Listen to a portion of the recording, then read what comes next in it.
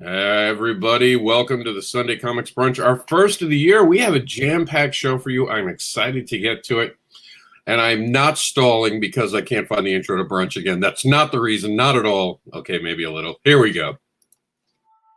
Welcome to the Sunday Comics Brunch, where we dine on comics and comics headlines, hosted by Mr. Anderson and Meredith Logren. Join them and their guests as they go over the comics headlines from this week and their projects, brought to you by the Comics News Wire and Geek Insider. Warning and disclaimer. The views and opinions expressed on this live feed are those of the guests, speakers, and or hosts, and do not necessarily reflect the beliefs, official policies, ethics, or positions of the content providers, advertisers, additional hosts, and or guests, hosting sites, groups, or entities attached to this programming. Viewer discretion is advised. We made it. It's 21. Let's make this one count. You can see I got a ton of people in the room. We're going to go around the room, say our hellos. Meredith doesn't have an intro, so I'm actually going to take her spot, and then we'll just go around the room and let everyone introduce themselves. We won't do the big screen. We'll do the Brady Bunch screen as everyone introduces themselves, so no one feels like they're put on the spot. Go ahead, Meredith. Tell them who you are and tell them about the thing on, the crowdfunding thing.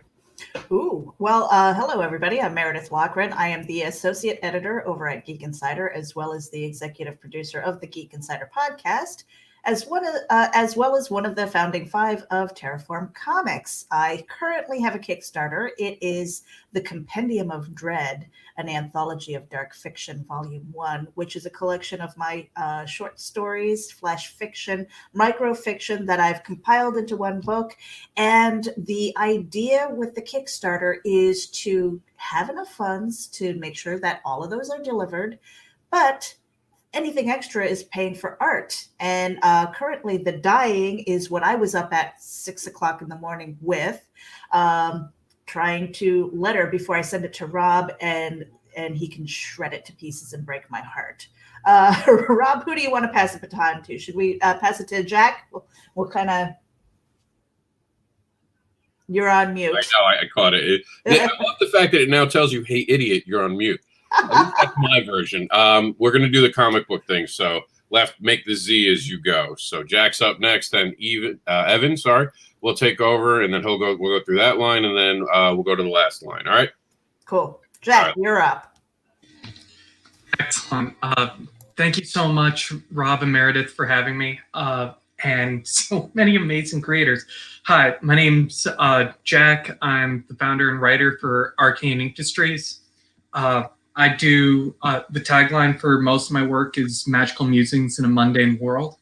And I've had a really great opportunity to work with a lot of these creators. Ari and Evan are definitely the big names. Ari, Evan, and I just got through a massive Kickstarter to end 2020 with The Big Man Meant, a huge anthology series that actually ended up raising over $6,000. And Evan and I we're so excited to be talking about this because the short story that we're a part of here is leading into some more amazing projects for 2021. So once again, I just want to say thank you to Meredith and Rob for this opportunity, and for Ari and Buddy in the Comic Book School. Thank you all. Happy Sunday. Thanks. And Happy New Year to everybody. Evan, you are up, and this is your very first live stream, yes? Yes, indeed. Welcome aboard. Go ahead and introduce yourself. Thank you for having me. My name is Evan. It is actually my pen name. I'm from Greece. I am a freelancer comic artist and illustrator. I work like that for about 2.5 years now. And I got this anthology through Jack. Jack brought it to my attention. I didn't know about it, and I jumped right into it because I thought it was a great opportunity. I had a bunch of free time at that point, and 2020 was not going so great. So I grasped that opportunity, and it was really fun because in comic book school we could see a lot of guidance in every step of the process, and a lot of meetings that they talked about a lot of stuff that I wanted to know, and there was no other way for me to learn them. Also, I had this great opportunity to be in this book with so many great creators and sorry, and in the forums, which was really amazing. A lot of stuff to look. So in general, I want to thank Barry and the whole comic book school group for giving me this chance to be a part of this. Ari, you're up. Good morning. My name is Ari. I go by A.A. Rubin. I'm a writer and editor in a whole variety of mediums and genres, ranging from comic books to literary fiction and pretty much everything in between.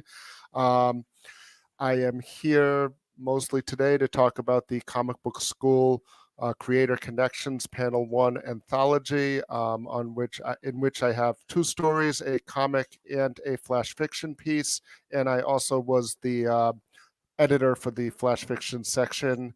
Rob, Jack, Evan, Bolu, and Chris all also have stories in that anthology, which you can download for free now on the Comic Book School site.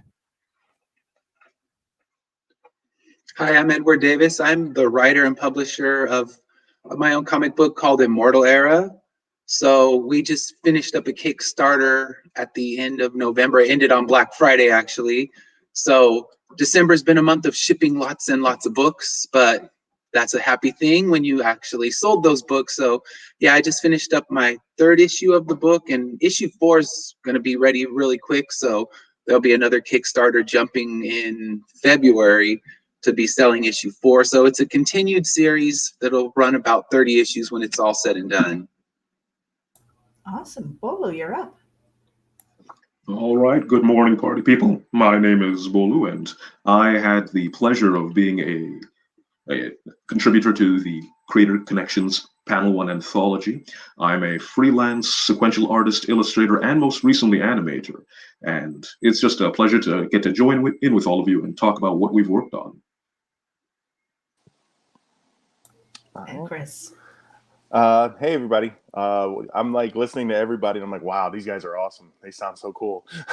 And after having worked with guys like Ruben and everything, I know it's true. My name is Chris Burgos. I am the co-creator of Tales Beyond. Somehow it's a publishing label that we got off the ground last year in 2020. I've got 2 stories in the Panel 1 anthology, both of which are comics. And I think this is just awesome that we got this off the ground. Many thanks, Meredith and Rob, for having me here, and everyone else for joining us. We did something cool this year, and it's pretty awesome that we're actually able to, survive 2020, get to 2021, and talk about it. Well, the anthology is pretty impressive. I mean, I haven't been able to read through the entire thing, but the fact that that whole collaborative process is pretty cool. Rob, I'm going to send the mic back to you. Well, the process also came together through the 2020 year, which we will all remember as at very least problematic. So all the creators in this room kept going. That is something that Marvel can't even say, as Marvel put its pens down and pencils down. When they were doing that, all these creators were still creating. No one wanted to quit. No one wanted to give up. And I'm not trying to shame Marvel or anyone else. There's a lot of creators who kept creating throughout this.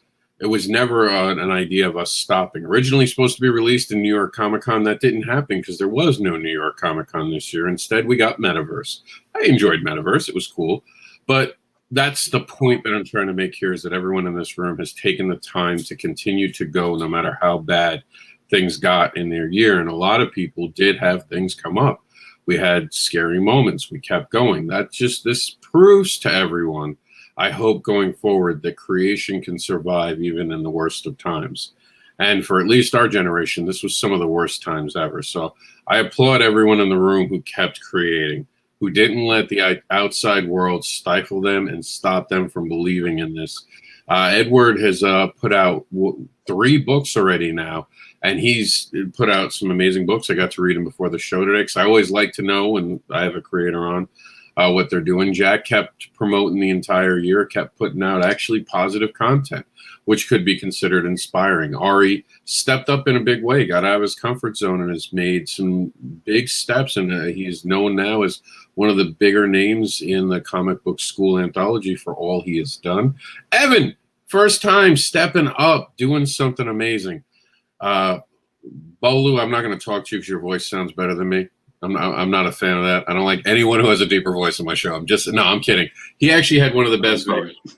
He had one of the best videos when we were doing the comic book school thing that night. We released it on the 29th of December, had one of the best things. And Chris has not just one, but don't you have several things within the anthology? Yeah, I've got 2. I thought it was also a Flash. No, Flash Fiction was Aaron. Yeah, he has 2 stories. Look at him. An overachiever we have amongst us, and they are very different stories. So I'm very proud. I can't stress that enough. We all got to work with Buddy Scalera. A little bit of backstory so everyone knows what we're talking about. This all started because Buddy Scalera started something called Comic Book School, and he took the time to try to educate people. One of those people is me. I am one of the people who went to the panels. As a matter of fact, I'm wearing the shirt, and I was a little late today because I was looking for this shirt. This is my comic book that I did deliberately for the New York Comic Con Creator Connection panel. So that is literally one of the first things I released in my life. Buddy has been an inspiration for generations of creators. His impact won't be known for decades because that's how much he's entangled. We wouldn't be doing this show today if it weren't for Buddy. He's the reason I created Comic Book Advocates. He is the reason that I became a comics advocate. And I'm not lying about that. He inspires greatness, and he proved that by bringing us together. Normally in New York Comic Con, he literally takes a room. The only person I've seen, I've done over 100 conventions now. Not kidding, over 100. I have never seen anyone do a panel like he does, where he takes creators and makes them talk to each other and makes them get to meet each other. I know a whole subsect of New York Comic Con creators I can name that aren't even in the room right now that have gone on to do other things. Chris Madd, doing amazing things over at SourcePoint Press. Johnny C, always creating something, content creator, always out there. We have people who have now made it to Scout Comics that are part of our group that are now putting out things for Scout. Josh Dahl, we have the AfterCon connection, where it's AfterCon, right? I believe they call it after. Does anyone remember the name of where we go to the bar in New York Comic Con? Yeah, it's the AfterCon Creator Connection. AfterCon Creator Connection. Creator AfterCon Connection is what they call it. There we go. There we go. Yeah. CACN, Creator AfterCon Connection. Yeah. I'm dyslexic. I was never going to win that battle.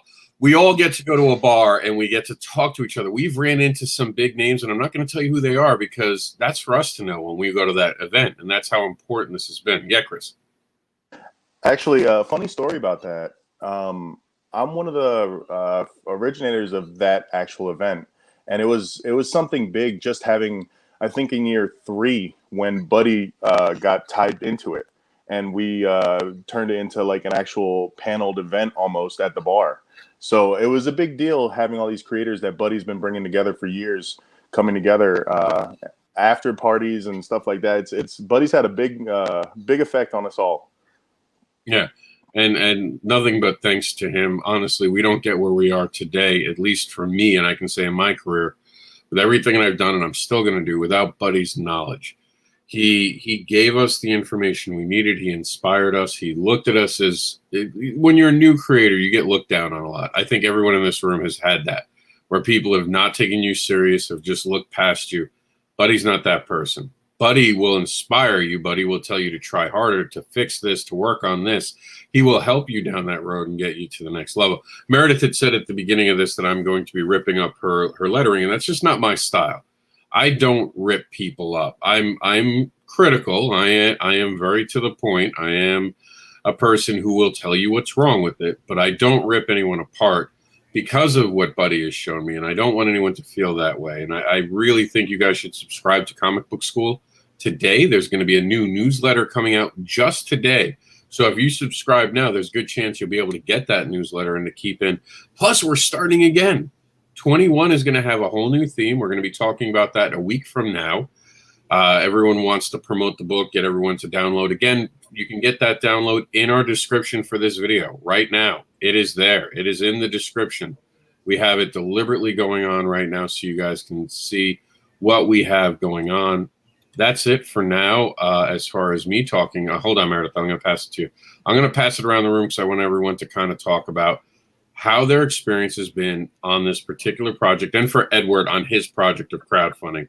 Because we're in 21, I want to talk to people about the fact that you can create comics and the steps that you're going to have to take. Go ahead, Meredith. Oh, I was going to say, as far as you ripping it apart, it's basically, and we might even do this live. We haven't talked about that, so surprise. But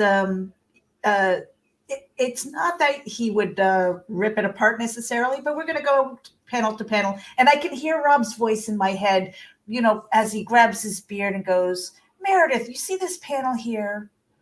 Where's the problem? And he's going to make me look for it. And I'm going to be like, I don't know, Rob. That's why you're here. You know, if you find your own problems, you have a better tendency to remember them as opposed to being told. Because when someone tells you a problem, the first thing they think is "fuck him." Jack, tell us about your experience on this and how it's been, and how did you get involved actually too? I'm gonna blame Ari for getting involved on this one. He was the one really pushing this. I met Ari when I was developing my first anthology for Why Faith, and very gung-ho getting everything involved. And then he's like, we're going to be doing this 8-page creator challenge, and it's going to be absolutely fantastic. And I had been in a couple of anthologies for another big name in the indie industry, Russell Nolte. And beyond that, no one had told me to apply for anything. So I was really excited that someone was willing to not just give me a shot, but actively search out. The creative process for this,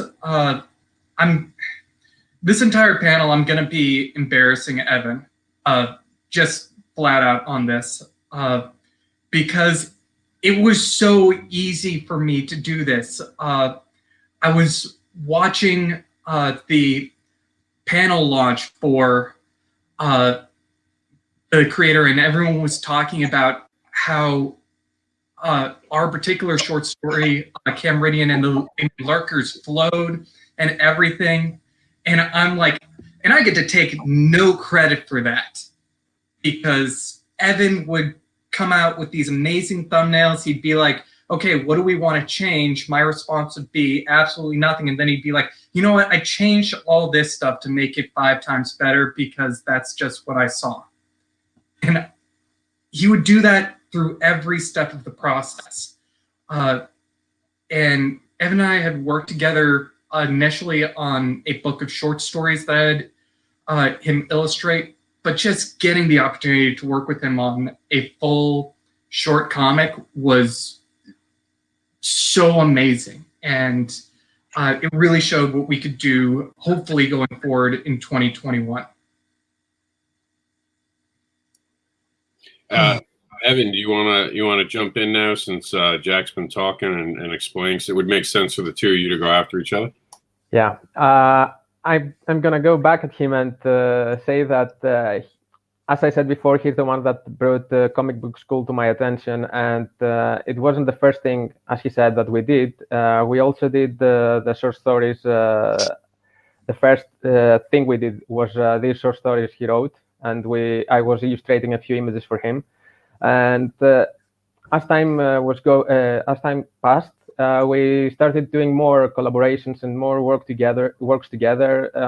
I took part in some of his anthologies, which was great, because he came to me and said, "Look, I have this anthology coming out, and do you want to be a part of this?" Hell yeah! And when he brought this to my attention, it was like 8 pages, and I was happy to create something that it was more than we did before. And since it was also from a story that he asked me, which story do I want to illustrate? This was so magical for me because he actually gave me a choice. He didn't need to, but he gave me a choice between some of the stories of his that I read, and I told him that I like everything, but this one especially is one of my favorites. And he said, let's do it. That was really easy for me, and I like fantasy stuff, medieval things, and magical, all these kind of things. And so we started working on this, and then we actually, as he mentioned before, we are preparing more stuff about this universe, and it's really amazing working with him. Now, on the comic book school part, as I said in the beginning, I really like the opportunity, and I think that because I'm here in Greece, and this is personal, but I never actually been to a Comic-Con instead of once in Spain. It was really difficult for me to come in contact with other creators that are actually. It's different to see someone's work on social media and follow them and learn about how they do things, but it's completely different to actually meet them in person or online and see how they approach their work, like we did with the forums, that people showed their work and talked about it and what they can change and everything. This was really helpful for me, and as you said, Rob, Buddy gave us this incredible opportunity to do this during 2020. That's everything was really hard for everyone to come in contact with. So that's it.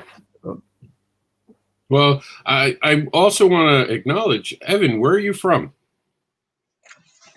Greece. I'm from Greece.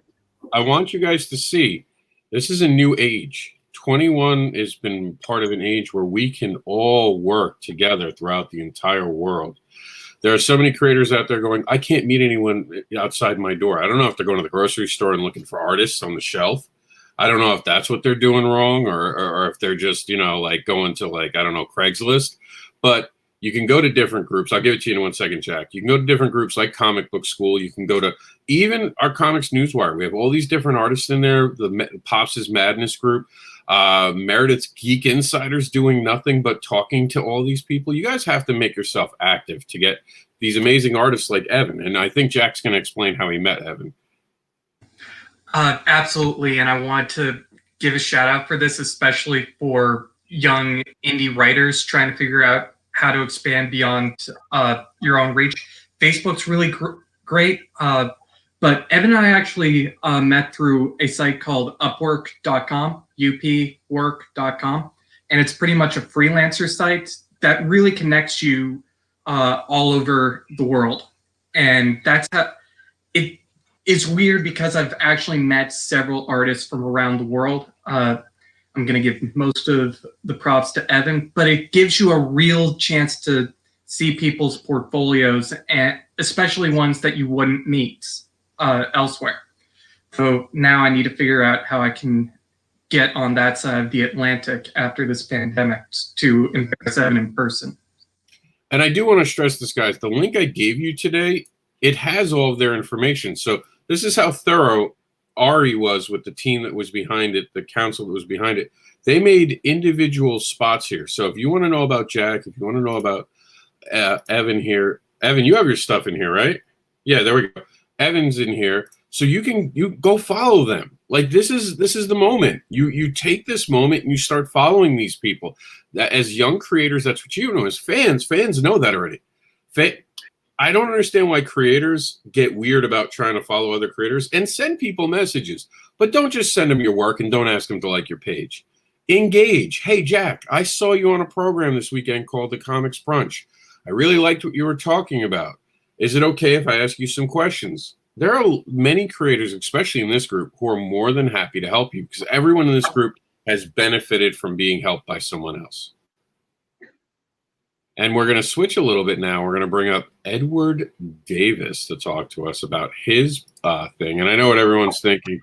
poor Edward's all by himself. He's being bullied by us comic book school people. But this is a show about what's next and what's coming. And to me, Edward is basically new. I run a show called Backer Paws. I never even saw this come up yet. So I was kind of thrilled by this. So what we're going to do is we're going to watch the video, and we're going to show off something new to the audience that I know follows me that I don't think they've seen. And I think they should see it. So I already downloaded the video. Let's take a look.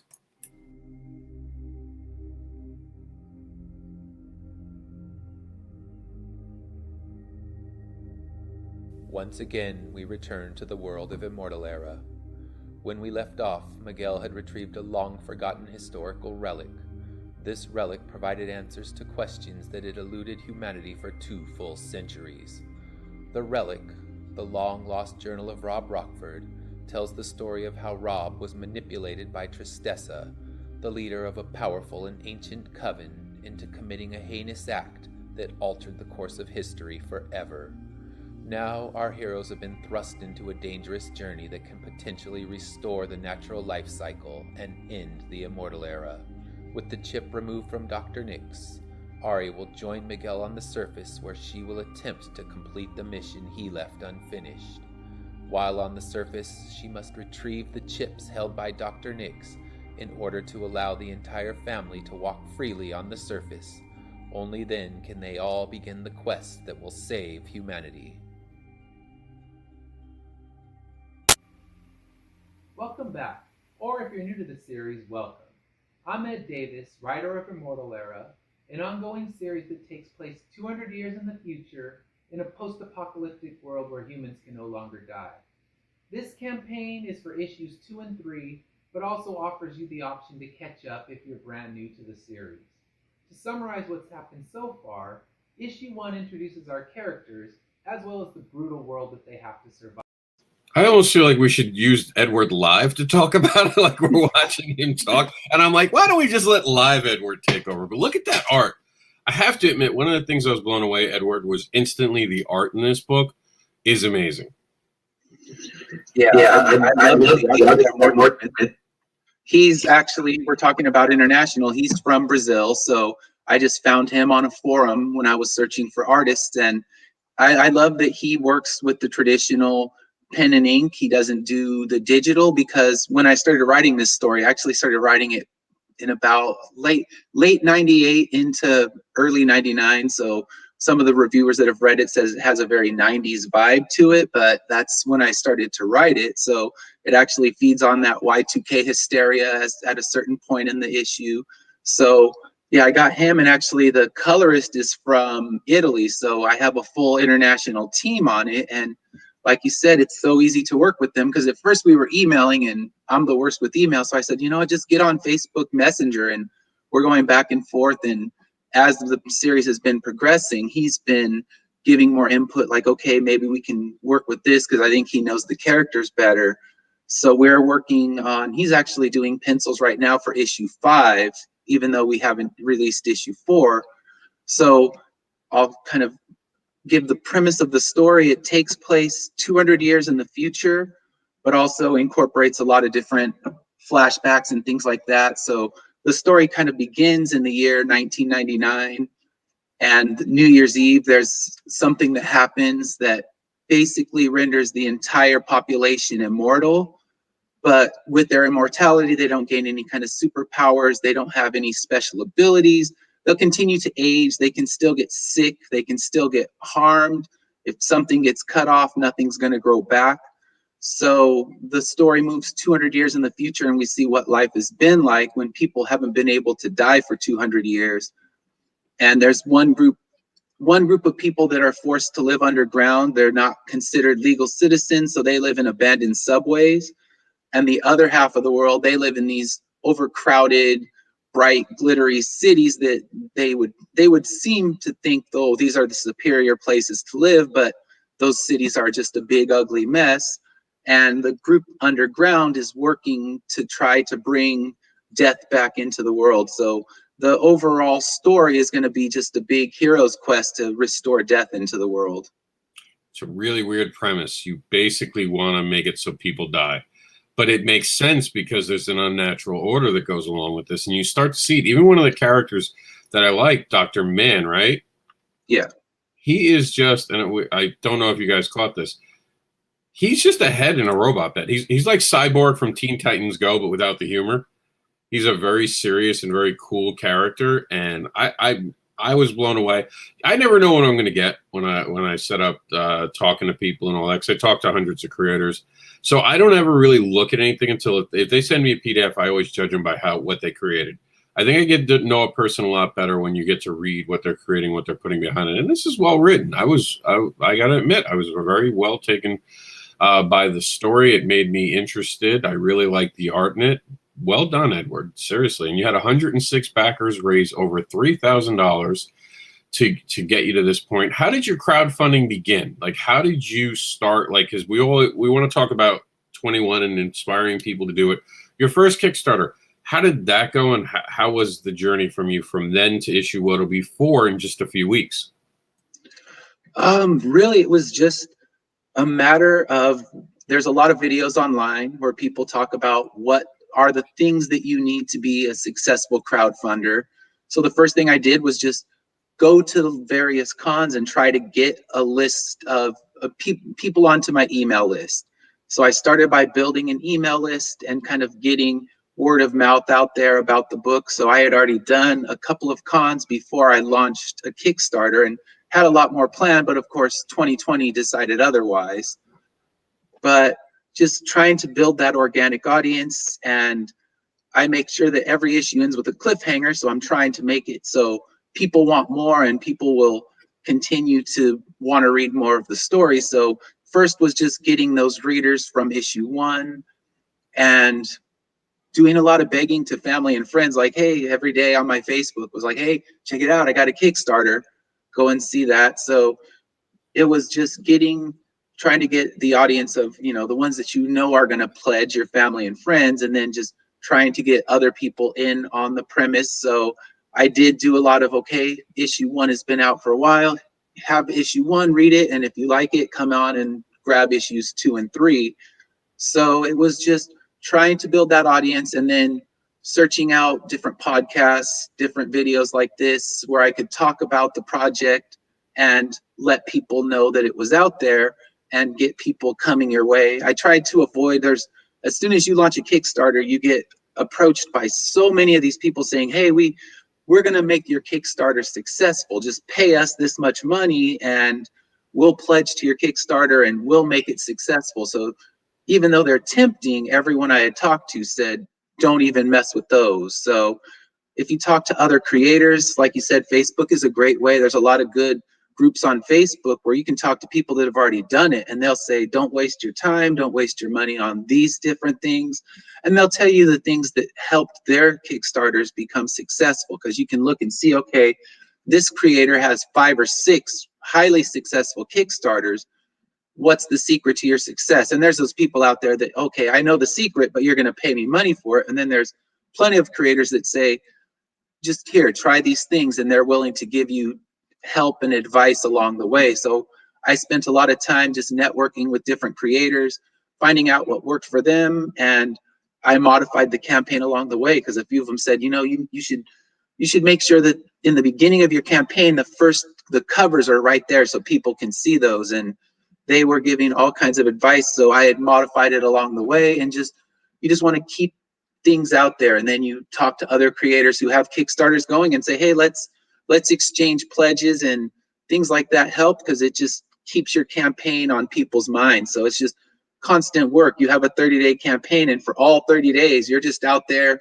You're like the snake charmer out there. You're just like, hey, I'm going to stand out here with a megaphone and yell about my campaign and never let people forget. So you're just, keep beating the drum and hope for success.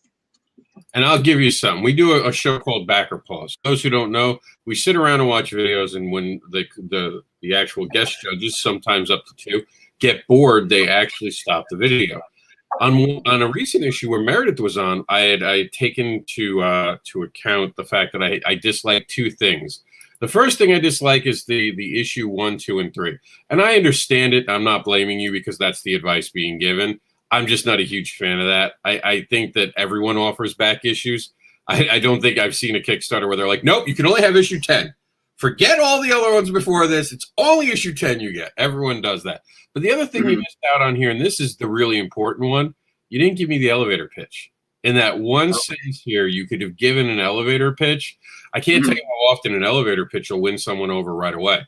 With Cat 10 Supermom, when I was helping them with the marketing aspect of it, no, I don't charge people for it. I help, like I'm helping Edward now. Like he said, we all get together and help each other.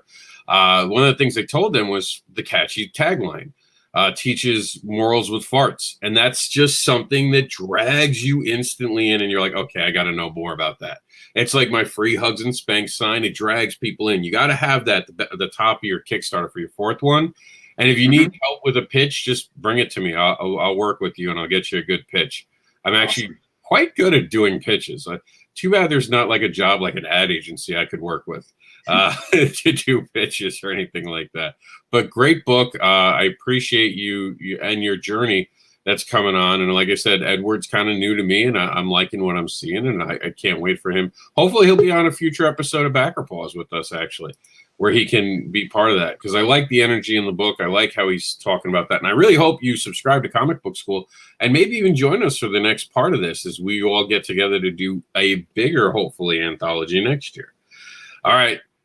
Our next panelist, I think we'll play one of his videos before he comes on, because there's a good video. And I did this in the middle of a show, so it's a little choppy, but it's a really good video, and I just have to play it.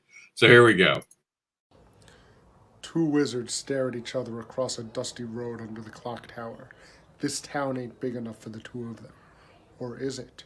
Find out in The Duel, written by A.A. Rubin, illustrated by Mike Ponce. And I mean, he can pull off a cowboy hat. I was impressed. Hats off to your partner. You did well. You did well there. He was in charge of Flash Fiction, actually. He is actually the whole reason we had Flash Fiction. Do you want to explain that journey, Ari? Yeah, sure. I want to go back to a couple of things you were saying before first, and then I'll get to the Flash Fiction. The first thing you had originally talked about how all this came together in creating over the last year during the pandemic and all that kind of thing. And we started by talking about Buddy and Comic Book School and all of that. And I'll say that before this year, I met most of the people I knew and that I worked with in comics, either directly through Creator Connection, like I met them at Creator Connection panel that Rob was talking about before. I met Rob there a number of years ago. I believe I met Chris there as well. And then afterwards at the Creator AfterCon that Chris helped set up, often I'd meet someone at Buddy's panel and then actually get down to the business of ending up working together at the bar after the show. And one of the pieces of advice that Buddy always gives is to close down the bar. Like, you want to be the last person there. You want to talk to someone, bring all your stacks of business cards, hand it out, show people your stuff. And then this year, there's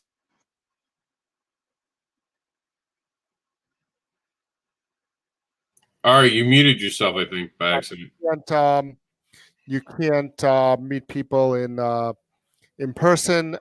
So we all had to adjust. And this thing that Buddy and really Aaron also put together for this year, the Comic Book School forums where the challenge was run, gave people a chance to meet online.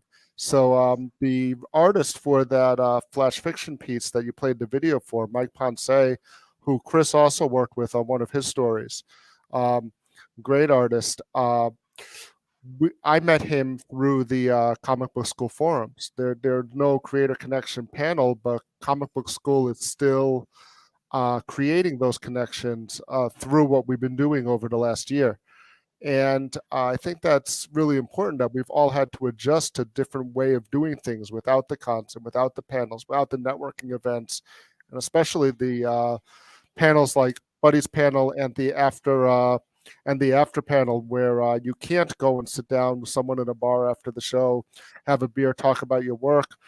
That's not an option right now, especially in most of the country, most of the world. It's not an option right now, and it might not be for the next year as well. So you have to find other ways of doing things. So, um, I believe that this this past year has taught us how to do things digitally, how to for all of us, we had to learn this over the course of the last year. So that brings us back to this story. So Buddy had sent me an email after the last New York City.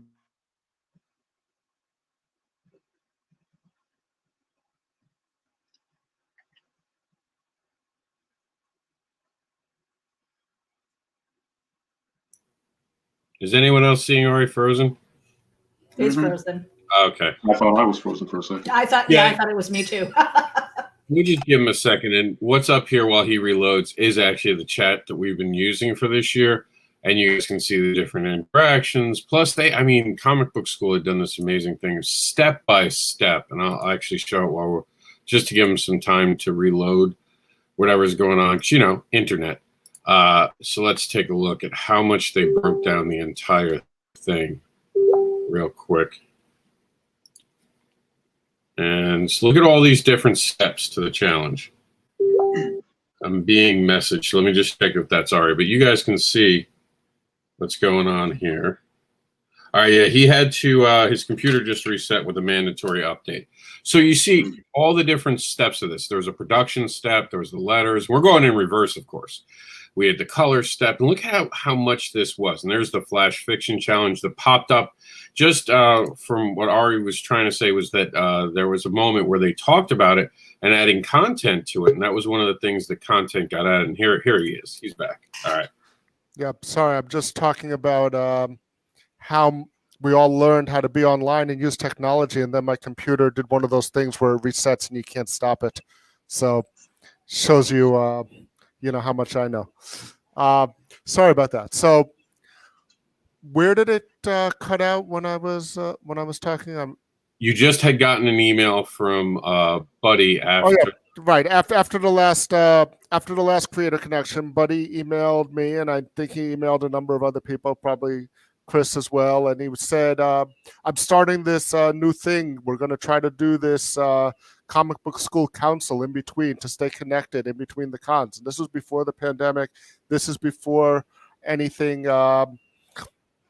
Before we knew about COVID or anything like that. And I said, yeah, sure, I'm down to do it. And all the rest of it kind of came after that. And I think the other lesson that we should learn from all of this is that, when someone presents you with an opportunity, the most important thing is just to step up and take it. So I started out with this call. There were about 60 people on the first call.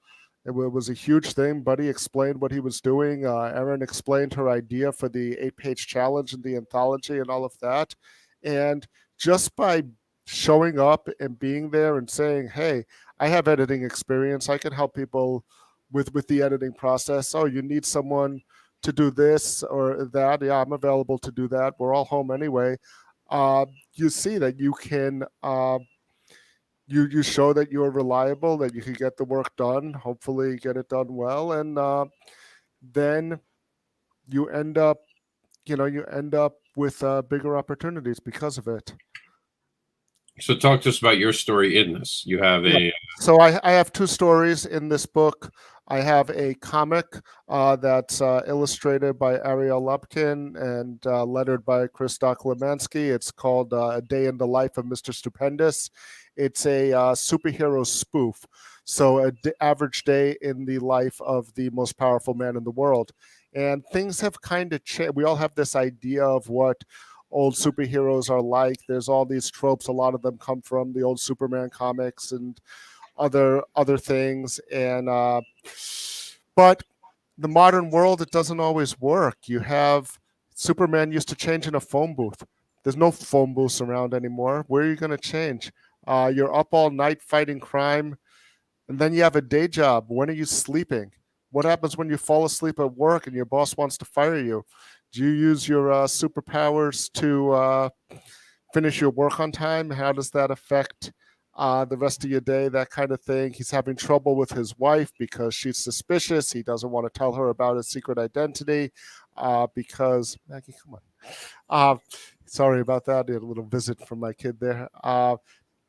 Doesn't want to tell his wife about his secret identity, so she thinks he's cheating on him. He ends up using his superpowers to try to save his relationship.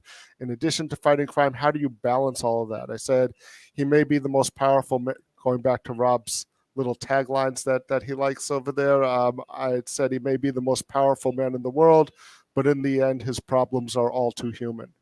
So basically follows him through that. I thought Ariel did a great job illustrating it. Really, I had met her at the last New York Comic Con, and then she is also a key person in the comic book school. She did the video trailers that Rob's been playing, and we ended up having a really good working relationship. I hope to work with her again. There's also the Flash Fiction. I was taking a class in Ray Bradbury over the summer, and I noticed that a lot of his early short stories were accompanied by a single full-page illustration. If you have anything like The October Country or all the old pulpy sci-fi magazines that he used to write for, there was often a single full-page illustration accompanying the short stories. And I also noticed that some of the creators on the board weren't going to be done with a comic on time to get it into the anthology, because 2020 or whatever they were dealing with.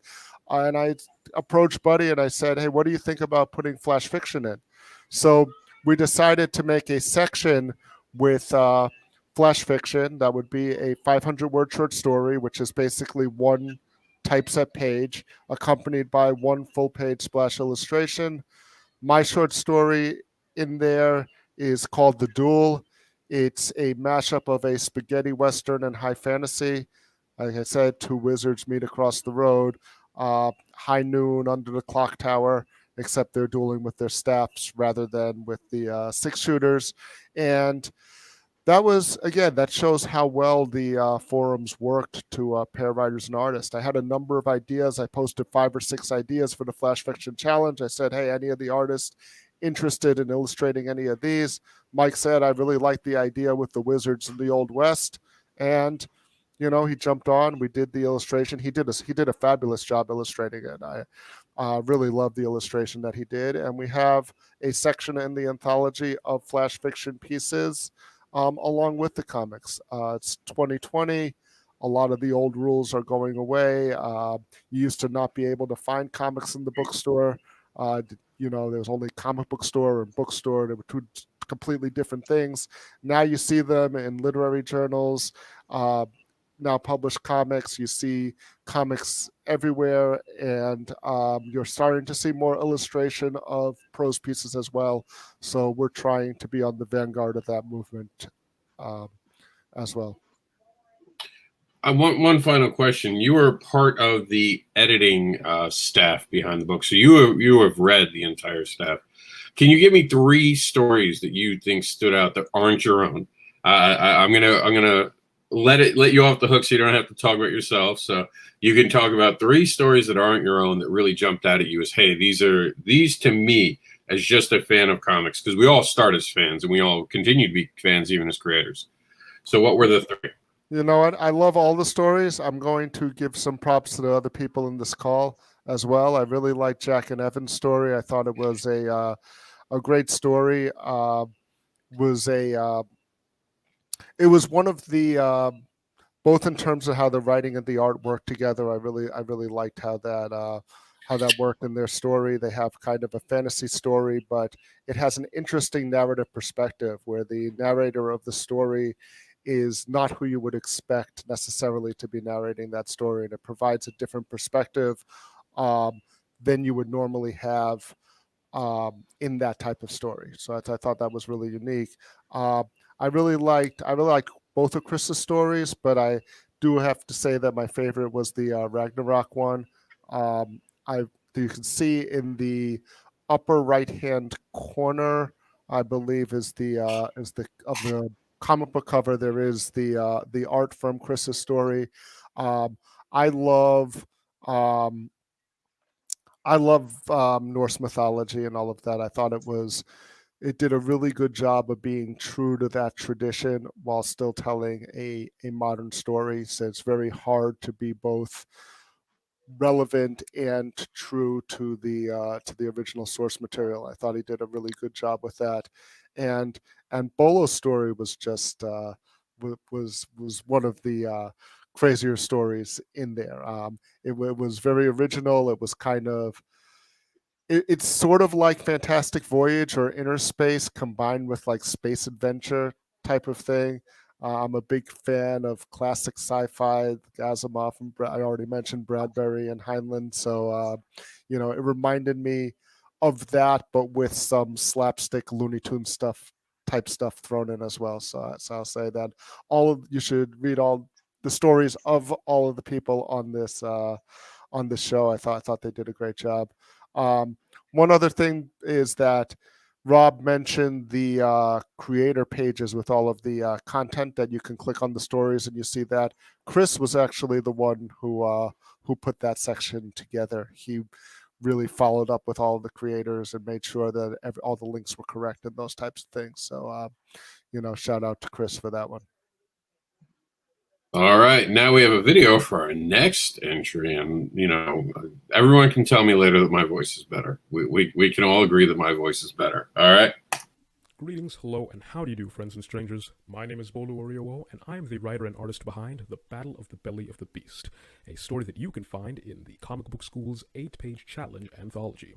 The Battle of the Belly of the Beast follows an adventure in the life of Kip Kerstrom, man of tomorrow's yesterday from the future, an easily overwhelmed space explorer who teams up with his hyper-competent sidekick Vanessa to save an unfortunately delicious alien prince from the maw of a deadly space creature, all while avoiding the clutches of a trio of evil extraterrestrial assassins. It's a story for you if you enjoy things such as crazy sci-fi, fun action, and an acceptable amount of gross-out humor. Until then.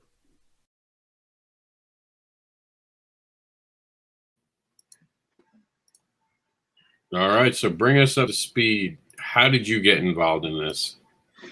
Yeah, I had a pretty interesting run with Comic Book School because they found me, and vice versa, I found them at quite a unique point. At the time, I had just finished my first self-published graphic novel, Letters for Media, always be plugging. I guess those are little elevator pitches. It would be described as a fantasy love story told primarily through action scenes. You can find it on Amazon or, follow my Twitter link. It's the first thing that you'll see pinned to my page. But yeah, the thing is when you're working on your own, when you're making your own stories, you can basically make a story that's however long as you want it to be. And I kind of abused that with media, so it was about twice as long as the longest story that I had made before then. And after you've done an entire graphic novel on your own, where you've written, drawn, and lettered and colored everything, the first thing you're thinking is, yay, it's done. I finally get to move on to something else. But you're also thinking, dang, I do not want to do anything that long again for a while. And I was just having a lot of trouble making a story that was really short. I kept coming up with all of these ideas for what I could do. And I found that I kept getting scope creep. Ari, in the launch call, you quoted Mark Twain by saying that I didn't have enough time to write you a short letter, so I wrote you a long one instead. All of my comic ideas at the time were just, they kept getting longer and longer, and I just got so frustrated that one day after I put the kibosh on another project, I put the concept art for it on Twitter, and I just said, oh yeah, it's really unfortunate. I was hoping to do this, but I'm just thinking I don't have it in me to jump right into another long project so soon. And really at that time, I guess someone had retweeted my art, and the Comic Book School profile found it and said, hey, you can join us. We're actually doing this challenge where creators get together and work on how to pace out short stories and just work on things like that. And I was amazed that they didn't even contacted me. I find it very hard to find other creators on Twitter in general. But then I thought, well, I could use that. I could use this learning experience to actually stop making all of these big behemoth books and take the time to really figure out how to make a short story. So with that, I just got to dive into the challenge. I decided I'd approach it by doing something that was the complete opposite of what I'd worked on. So media was a fairly fairly ambitious, long fantasy story that took itself a bit too seriously at times. But with this story that I made, The Battle of the Belly of the Beast, featuring Kip Kerstrom, Man of Tomorrow's Yesterday from the future, I decided to make a silly sci-fi story, short, and it even though it was a life and death situation, you could always tell that the characters in it never quite saw it that way. So that was a really fun story to make. It was basically my chance to do a bit of a send up to the Saturday morning cartoons that I'd watched in my younger years. Also, a lot of those Flash Gordon inspirations, because I was a big fan of just reading those comic strips en masse. And ultimately, I think that the creative team really came together. The writer, he was super talented. The artist, he was super talented. The letterer, we could do without. But I think we all came together and made something that we were really proud of. And for those who don't know why he's smiling so much, it's because he's the only one in the challenge that I'm aware of that did it all on his own. Every single aspect of it was his creation, and it's damn good.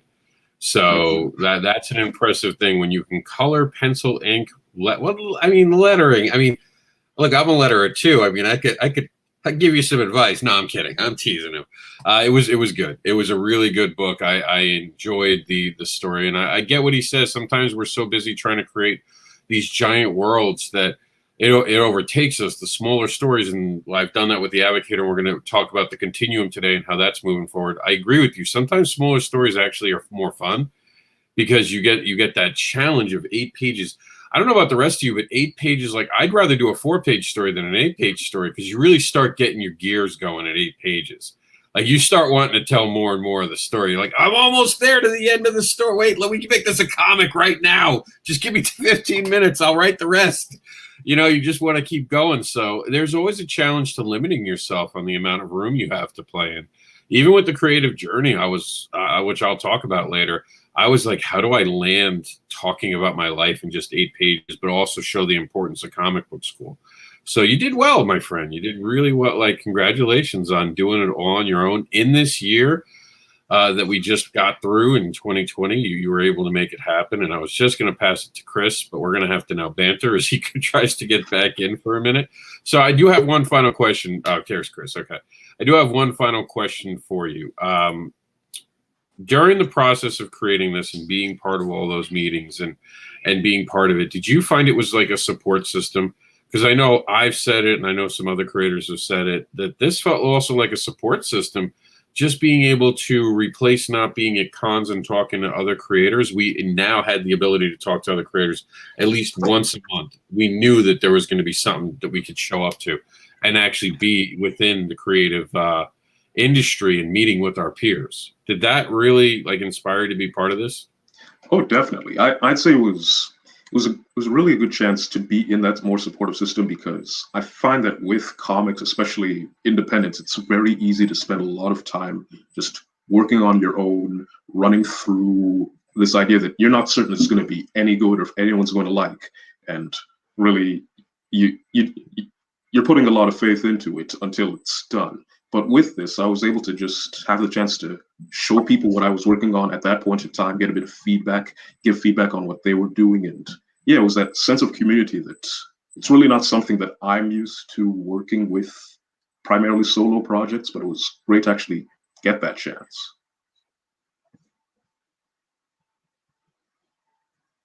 I think it's funny that the video I'm playing without the volume actually looked like it for a while. It was working. Like it was perfectly going with what you were saying.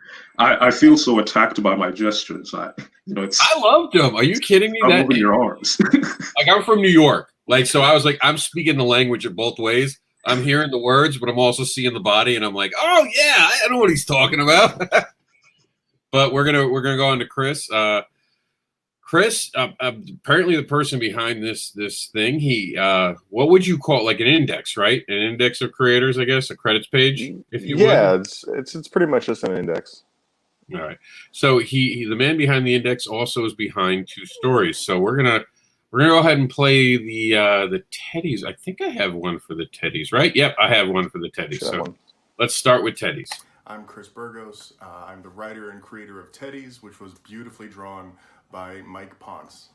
Teddies is a story about everyone's favorite childhood toy and guardian, the stuffed teddy bear. This story is about a bear who basically gets kidnapped while defending a boy from the monsters that lurk underneath his bed. And the chapter that's in the anthology is actually the second chapter in the story overall. It's about his protege's first steps into the nightmare world on a quest to go and rescue the bear. All right, now, before we get into that, Ari's telling me that KDS also did the whole thing on his own for this challenge. So I didn't know that. I had not seen that, I guess, when I was looking through it. But credit to KDS, also a one-man band, as it were. So, Chris, tell us about the Teddies and how that came to be. And it has to feel like it's meant to be more than just this. Teddies has a long history. Well, first off, let me tell you about how I got involved in this, because it kind of adds into what happens with Teddies. Buddy, a couple of years ago, I had been going to Buddy's panels, seeing him every year on like an annual basis at the Creator Connection, and then eventually at the AfterCon parties and all. And I was always like that guy that I try to talk to everybody and I try to introduce myself to everybody. I did not have a lot of artwork for my comics really done yet. And so I didn't really expect anybody to kind of remember me. And then about 3 years ago, I remember walking into New York Comic Con, and Buddy is also making his way through, all the security and everything. And he looks at me and he says, "Hey, Chris." And I was like, "Whoa, hold up. Buddy knows me." And I remember being like kind of starstruck in a little bit and be like, "Oh man, that's awesome. This guy I've been seeing for years, he actually knows my name." And it was awesome. And so Buddy actually reached out to me through Instagram and said, "Hey, we're doing this challenge, this 8-page challenge. I'd like to see you join it if you can." And I actually took that as a big honor because it's, it's Buddy Sclera. He's awesome. And he finally knows me by name for the past few years. Now he's actually inviting me to do this. And so I had all of the steam and momentum going forward into this. And for this project, Teddy's is the second story I was doing. The first one I did was Ragnarok Come, but after I had already started going with Teddy's or with Ragnarok Come and had that motion going and everything, this new guy joins the group, Mike Ponce. And Mike, I'm sorry I butchered your name in that video. That was before I realized you pronounced it differently. But Mike basically joins the forum and says, "I would like to do this, but you guys are like a month in. I know we're about to hit some deadlines, but does anyone have a story that they want me to work on? I'm an artist." And I was like, "I can do it." So I took one of my stories from my back catalog of ideas, and Teddy's is actually the second chapter of the overall arc. And he was like, "Dude, this idea is awesome. I want to do it. Let's do it." And I was like, "Okay, sure. I mean, are you gonna be able to work fast enough?" He was like, "I got this." And so I put all my faith in him. Like a month in, when we have like first sets of like layouts, and I guess we were coming up to paneling, was the due date on the forums. He banged them all out in like 2 days. Banged them all out. He already had like rough pencils already kind of hashed out within that first like 2 weeks, 3 weeks or whatnot, and it was awesome working with him on it. So Teddy's is the story of a young boy who follows his teddy bear into a nightmare world, and this chapter is their first encounter of anything once they're already in the nightmare world. And when Mike saw the first chapter and I told him what happens for the second, he was just like, "Dude, this has some cool mythology already going into it. Let's definitely work on this. I'd like to flesh some things out." And seeing Mike flesh this world out and do like the characters and his style and everything, it was very fun. And so that's one of the things I want to say about my experience working on this entire panel 1 anthology is when Mike started taking like the concepts that I already had artwork for, I already had a chapter for, and he started like doing everything in his own fashion. He took like in that panel of right there, you've got the boy who kind of looks like the little boy that was in the first chapter, but he's got more character. He's got more emotion. The bear in that panel, Mikey, he's totally different from what he looks like in the first chapter, but in a better way, in a way that makes him feel like he's a little bit more real. And seeing Mike draw the, the character, the expressions, it was just very cool. And it was refreshing to see that this idea and concept that I had like 4 years earlier is getting reinvigorated. It was nice. And yeah, I think everyone will tell you that this story is not the children's story. For everyone that has not read the anthology, this Teddy's is not the kid's tale. That bear has a mouth that would make a sailor kind of cry. Okay, and I think having that little difference in storytelling from my story and I think everyone else's story adds a different level of maturity to the anthology as a whole. So I do think that I have a nice little place in the anthology. I'm very grateful to them for allowing me to put this story into it. And I'm grateful for Mike for joining in at the last second and saying, hey, who's got a challenge for me? So yeah. All right, let's move on to the other story that you're actually part of. All right. So Ragnarok Come, I'd like to thank Ari for liking this so much, because this one I like as well because I love Norse mythology. I love monsters, and you don't see a lot of it put together too often in a setting outside of, I don't know, like Beowulf or whatnot. And this story was fun in a different way. I actually, when I was doing this story, I had the concept. I needed the artist. I said, let me just search around how I can find an artist. I'm going to look at everyone who's talking on the forums, and everyone was already starting to team up.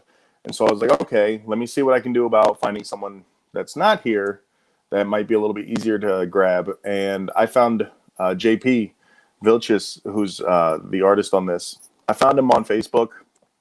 He's an incredible illustrator. He's got like a Mike Mignola kind of Chris Samney look with his style of art. And I was like, that's just beautiful. I love having black and whites. I love heavy inks in artwork. And I was like, if I can do this story in this kind of direction, I think we'll have something really nice. And so I messaged him, and he's from Mexico. English is not his first language. And that was a whole different learning experience for me. So I ended up like talking to him through Facebook Messenger, emails, and it came down to when I was sending him the scripts and everything, I ended up getting on video chat with him and kind of acting out everything for him just so he would kind of understand where I'm coming from. And that was really fun. That was an event that needed to be seen, because I'm over here dancing around my my apartment like a loon, and like doing full poses, and like I want him to be strangling this way or whatnot and hacking and whatnot. And the whole time I'm talking to the camera, but I've got my headphones in, so anyone in the apartment with me, they would just be like, what's the crazy guy doing now? So it was really fun working with JP. He brought a vision to Ragnarok Come that I didn't even see coming. And that story, as it says here, it's about lone scout that's going into a town after it's already been overrun by the apocalypse. Ragnarok is the Norse mythology version of the apocalypse and the end of the world and everything. And this idea is that monsters are basically overrun everything, have overrun everything. And this scout is just checking out of town, and his entire squad is taken out. He's trying to get out, and he stumbles upon a little girl. And the little girl is like, does he take her? Does he leave her behind? Is it like doggy dog world kind of thing, or does he have compassion? And being able to write his character and doing my research and everything, going into Vikings and all that kind of stuff, I was able to find a good path for him. And halfway along the process, there's a lot of internal dialogue for him. And once I've already thrown that on the pages and everything, I start realizing, well, what if I have her have an internal dialogue as well? And now I'm writing kind of like a second story almost. And being able to interweave what the two of them are thinking was a nice challenge for me. And I'm hoping that it came out on the pages, decently. I'm hoping that people enjoy it. I enjoyed this story a lot, and both this and Teddy's are actually going to be continuing on. Like I said, I run my own label, Tales Beyond, and that's what I've been drinking out of. Shameless promotion. All right. And both of them are going to be continuing on, hopefully with the same artists. I'm going to be posting more comics later on, hopefully this year. And we're going to see where the adventures take these characters and people. Yeah. That's fantastic. All right, guys. So this is all available for you right now on comicbookschool.com. You guys can see these amazing stories and how they've come together. It's 144 pages. You get for free. That doesn't happen. That is up to, depending on the count of a comic, it's several comics, basically, that you get for free. And you should get that today. And really, I mean, this is the creative spirit born into an anthology. And I'm super proud to be part of it and now advocating for it on the other side of it. As a matter of fact, if you guys make enough noise, maybe we'll get it into print. So you guys have to go out there. You have to give it to other people. Tell people where to get it. We want people to download this. We want them to pirate it all you want. Take it. Run with it. We want people to see it. That's the point of this right now. So go out there, share it with your friends, share the link with your friends, tell everyone about it. But I want to switch now that we've talked about this amazing project. I want to talk to the creators in the room about what's coming in 21 for them. I'm pretty excited about it. I'm going to save all of my stuff to the end of the program as we have some changes coming both to our shows and actually we're going to talk about the continuum. But until then, I want to go around the room, and especially in case anyone has to leave. Does anyone have to leave in the next few minutes? I'll let them go first. All right, so no one has to leave. We'll just go around the room in order. Meredith, do you want to wait till the end with me? So because most of what we're doing actually crosses over a lot. So we'll start with Jack. Jack, what's 21 look like for you? So Evan and I are going to be announcing a brand new project that is actually coming out of this anthology. We're going to be announcing a lot more for that literally on Saturday. This Saturday is going to be really weird for me. It's going to be the first birthday in like 5 years that I don't have a Kickstarter running, which is fascinating. But if you guys like Camridian and the Lehman Lurkers and you really want some more, then please get the book, tell everyone about it, because we're going to be doing a lot more with Camridian this year. And that's the number one thing for myself. Again, I get a chance to work with Evan. We're going to be doing a full graphic novella. Right now it's about 50 pages, and with the opportunity to expand if we can fun wildly beyond my expectations. All right, that sounds awesome. Who's next? Who's got something? Let's see who has something that wants to do. Who's got something coming out in 21 that's really exciting? Edward, go for it.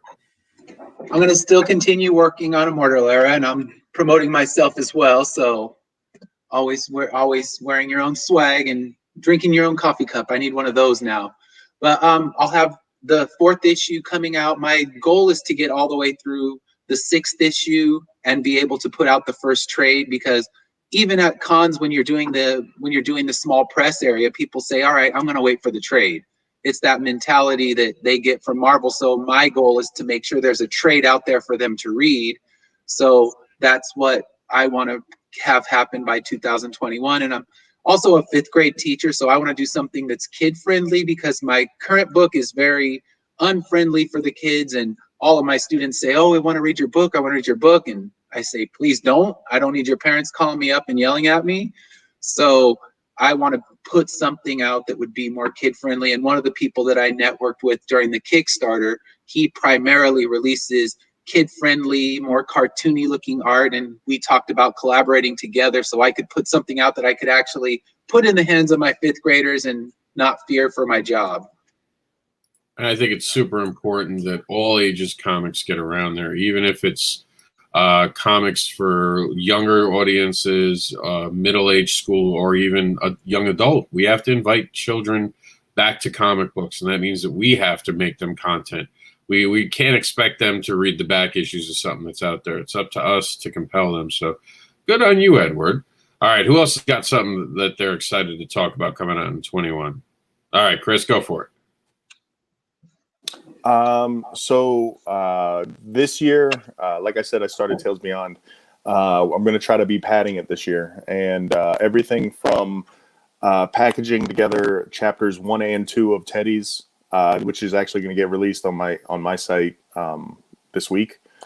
Then I'm also going to I'm going to try to get a second chapter of Ragnarok Come, possibly by the end of the year.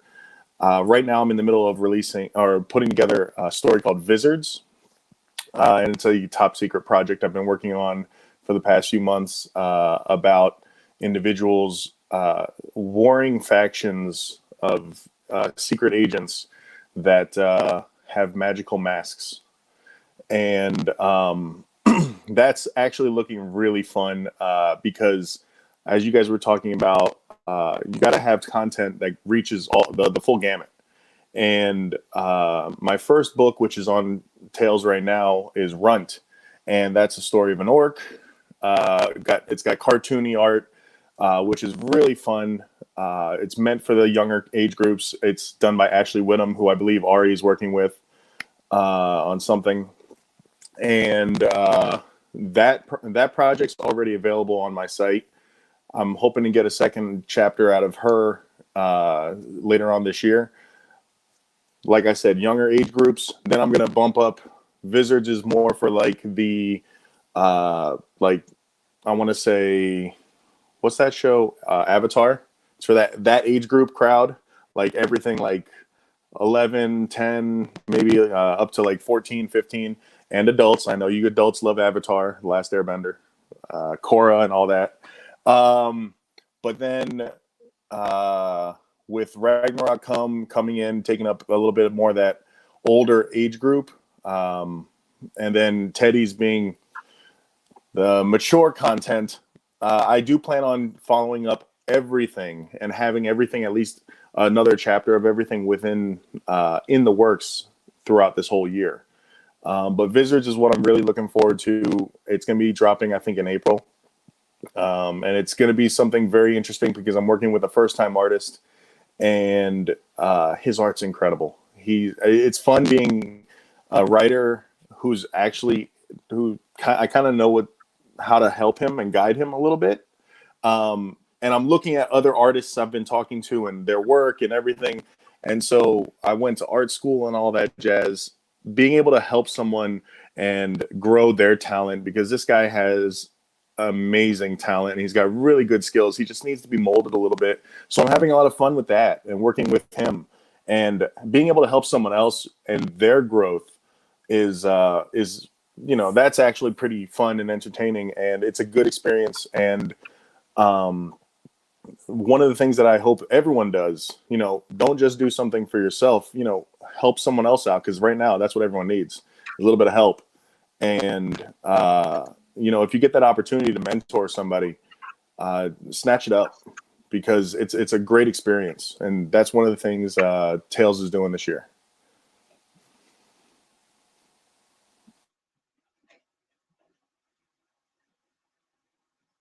On mute. I definitely appreciate the trying to pass the torch. And speaking of passing the torch, if you guys have links, put it in the private chat or send it to me in my messenger so I can add it to today's program list as well. And again, you can find most of their stuff right now on the actual site. What's the Comic Book School and how to get to that. So Ari, what do you got coming out this year? Well, I like I said at the beginning, I work in a number of different genres. Actually, if you go to my any of my social media at the Surreal Ari, I just had a one-act play come out yesterday. I'm working on a shared world anthology, prose anthology with Skullgate Media, which is a space opera type of thing. I have a graphic novel that was supposed to come out last year that got pushed back for COVID. It has a publisher, Golden Bell, and I'm just waiting on a new release date from them. It's a modern noir novel where we have a priest with a gun who kills you when you do a good deed because he thinks he's saving your soul. I am working on a fantasy book with Ashley, like Chris mentioned. That's probably not until 2022 at the pace we're going, but that's an illustrated epic poem where each stanza of the poem is illustrated by Ashley Whittam about unicorns. A secret society of unicorns. That's more of an all ages thing.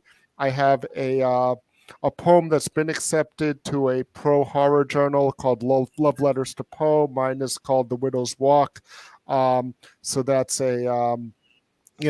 keep getting things out in literary magazines, that kind of thing as well. And I'm working on my own prose novels as well going forward. And also, in working with Comic Book School and doing a lot of the editing for this anthology, I am looking to pick up some more editing in comics. I know a number of people on this call were with me on the editing meetings and the chats, and I am looking to. One thing people have told me that I'm a very careful editor. I catch a lot of things that maybe get by other people. So if anybody is looking for an editor on either comics or other mediums, check me out as well, because I am looking to pick up a little more work in that area too. All right. And who hasn't gone yet? Jack, I haven't. No, we heard from Jack. I'll go for it, buddy. Here we go. Sorry, I was trying to put your big screen. Go for it. Right. Thank you very much. Well, this year I do have a few collaborations actually ahead of me. Just in the next couple of months, a story that I worked on with a talented writer by the name of Victor Santiago. We're appearing in this anthology by the title of Elsewhere. It was actually a Kickstarter project, and that's going to be coming out soon. I'll also share the link for that. That was actually a great story that we ended up making in just 7 days. So it was written and completely illustrated in that short amount of time. My wrist hasn't quite forgiven me for that, but it is what it is. We're also working on another story that's still in progress, but it's going to be coming out. And one thing that I'm really excited about is that this year I'm working on slightly longer project, not quite as big as that behemoth of a graphic novel, but still a bit longer than 8 pages. It's a bit of a sort of Goosebumps level horror story. It's called A Giving Tree, so sort of a take on the concept of the Giving Tree, but what if the Giving Tree actually asks you for payment instead of just giving gifts and wishes to you for free? So I'll be working on that, and that's something I'm very excited about. On my Twitter, you're going to see a lot of in progress character designs, script excerpts, and thumbnails as I work on them. So that's one of the big things that I'm excited to make and eventually release before this year is done. All right, Evan, you have anything coming up this year? Well, I think the biggest thing for me to look forward to is Cambridian that Jack talked about. Other than that, I have another comic I will be doing with Sila English. She is a writer of short stories. We have done 2 more comics in the past, which were based on the originals, the classics from Mary Shelley's Frankenstein. She actually reworks these characters into a different version of them. And she's preparing a series of books about a League of Hunters. You can find her in, I will share a link there if need be, but you can find her at silaenglish.com. And I'm not sure when exactly we'll be starting this, but it will be this year, as far as she told me. And other than that, I've been working with another writer, Jonathan Chandler. He has a Facebook page and Instagram called Deep Time Tales. He has various stories up on the web, free to read, actually. Give me a second. Which I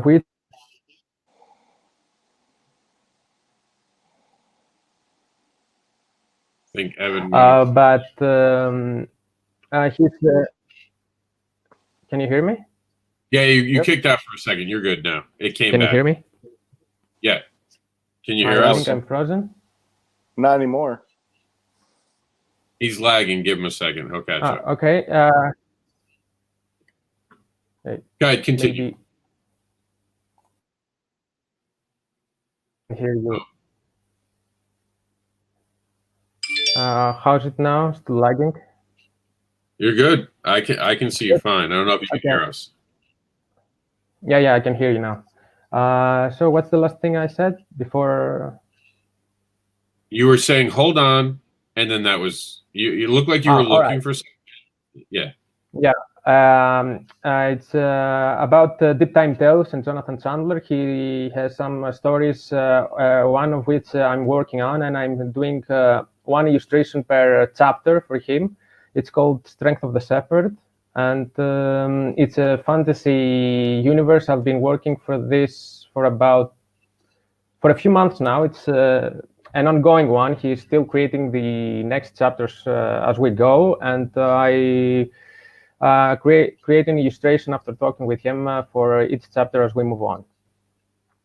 Other than that, I really try to focus on more studies and trying to get better and better as we go, so I can give better quality to next projects.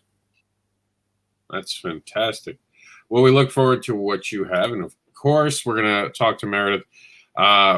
Meredith, I'll take most of the Terraform stuff, and we'll chime in together about it. But like you personally, as a creator, what do you got coming up in 21? Okay, just putting my nose to the grindstone and writing books, really expanding my experience in as many levels of the comic book creative process as possible, as far as editing, lettering, even trying my hand at layout, maybe some sketching. So I really want to hit all of those different processes. If anything, maybe not to go from start to finish with the whole thing, but to have knowledge so that I can speak intelligently about it. So, to stay on that learning curve. The other thing, my personal goal is to create in as many genres as possible and see what takes, what challenges me, and where I want to develop more of that skill as far as writing and sharing those stories. I mean, I don't want to put limitations on myself, and I don't want to be pigeonholed into any one particular genre. So I really want to branch out and embrace it all. Back to you, Rob. Oh, okay. Actually, there's a lot. I have 13 open projects, and I used to hate when people were like, "Oh, I'm not going to talk. Wait, I can't talk about it. It's a secret project." I now have a tendency not to talk about a project until it's ready to go. I find it causes less problems for you, and people don't ask for things that you don't suddenly have. So I have a lot going on behind the scenes, but today I'm only going to talk about a few of the things that I have going on. First off, me and Mike Seeley will be releasing Catalyst in the near future. Stay tuned for that. It's an interesting thing. Suddenly human beings are beginning to grow powers. It's a lower generation. Like, I've never seen where someone has taken the idea of mutants and made them weaker as the first generations of them, and the people are learning to do it. It's everyone just has these magnificent powers, but if you think about it, it's humans, we evolve. So these catalysts are the beginning of something that is changing the world. So we're going to look at that, and it deals with how the world is right now, and it looks at it in a very almost like kid-like way, where we don't preach to anyone, but we bring up some big issues. So Mike Seeley's done that, and I'm going to be putting something out with that. Stay tuned for that. I'm also working on, this is the big one, Continuum. So for those who don't know what Continuum is, it is a initiative to create the biggest library of independent creators coming together to tell stories. That is its goal. The Continuum itself, which is brought to us by Terraform, will never own anything that goes through the Continuum. Now, we might sign a book to be part of a main release, but Terraform decided at the end of last year that we no longer really wanted to own things. We wanted to go more of a creator-owned industry. So our goal is always to have creators come in with their books and then go to bigger publishers as it goes on, as we grow as well. We're okay with that. And one of the cool things about Continuum is I'm going to be taking the time to help, and other people will as well, to mentor people, to tell them why their books aren't working, to show them the problems that they might be having. It's really also about education, because how many times you guys been in part of an anthology and they just leave you? Yeah, that's it. Okay, here you are. This is what you're giving us. Yes or no? No one takes the time to really go through it with you. And we're starting with a lot of these at the very beginning of the process. Let me see your script. Let me see your art. And I can start walking you through the mistakes. Because when I read a comic, because of my experience now, I can't help but see the issues. Meredith has seen me look at things and complain about things. How the tails on lettering balloons don't go the right place. How lettering is missed. How the action in the scene should have been twisted or the panel turned. And this is us getting involved before all those problems happen. So this is Terraform Continuum on Facebook. I suggest everyone join it if you're serious about creating. This is not for profit, but it can lead to profits. What I mean by that is the idea of this book is very simple. We're going to create a book with everyone's stories in it. It then goes into print. It's indefinitely in print. So let's say that you're a new creator. Let's say you're brand new, out of the box, don't have a single comic book, and you join us by the end of the year. The goal is to get 3 comic books by the end of the year. We have 1 already I can fill. 2 is almost filled. So let's say we get to the 3, like I've always wanted to talk about, and we have the 3 comic books together. You're a new creator, you show up and you're part of this, you can now buy into all 3 books. So you can go to a table with 3 books. Imagine a career where you can start off with 3 books to sell already, and you're in one of them. And now imagine when we get to 10 books, when we get to 15 books, to 20 books, imagine what you'll be able to buy. Now, the cool thing about these books is because there's so many different creators in it, you're going to have a different genre in every book. So now you're going to be able, if someone comes up to your book and you're not a horror writer, but someone did write a horror book, you're going to be able to sell a horror book. So now you don't have to turn, the bigger your collection is, the less you have to turn anyone away just because you don't write about it. That's one of the great aspects of this. Another great aspect of this is we're going to be doing 2 things that I've never seen done before. First thing we're doing is we're doing a call for everyone's older anthology pieces that never get used. So let's say that you have something that you, and here it is, it's written up actually right here. It's more of a write-up. I should show it on my page. But it basically, how many of you have released an anthology piece? I know I have. How many of you no longer can get it because it's out of print? I know I have. It's now, I can't get it. They don't print it anymore. It never went anywhere. The person who put the anthology together doesn't print it because there was no market for it. They didn't know how to market it. So now all of a sudden I'm left with just this work that I can't use. And a lot of times I keep the rights of the things that I write and I make that clear I want the rights for it. So now I can take that older work and put it in there.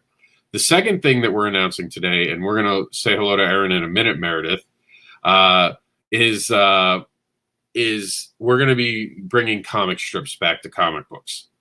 So we are going to allow people to give us comic strips to be part of this. The basic compensation for being in this book will be that you get individual books based on what we make on Kickstarter. If you're going to do a comic strip, you get less of compensation.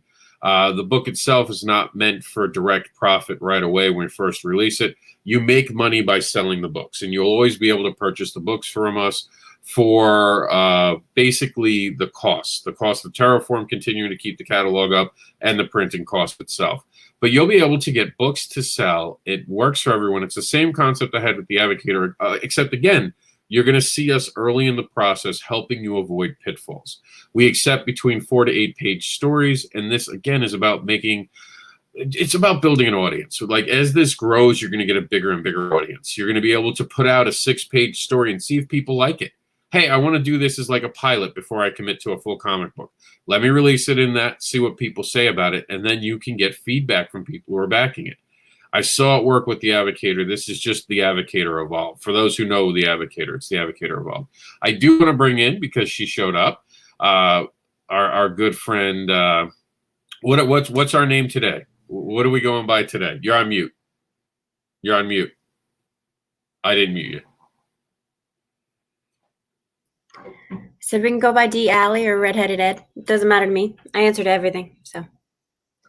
Well, tell us about your contribution within the actual bigger topic of today, the Comic Book School Anthology, 144 pages for free now at comicbookschool.com. So I was actually one of the editors, along with A.A. Rubin or Ari.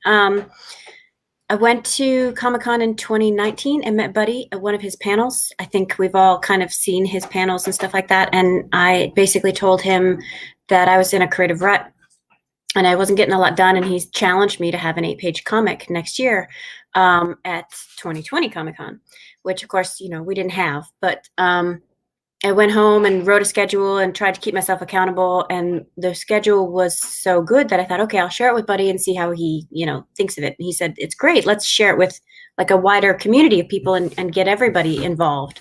And so we went back and forth and made some edits on it. And then we started up along with several other people, most of whom are on this call, this 8-page challenge. And I ended up being an editor and helping out more sort of in the background. I did submit a flash fiction piece to the comic, and we got, everybody together.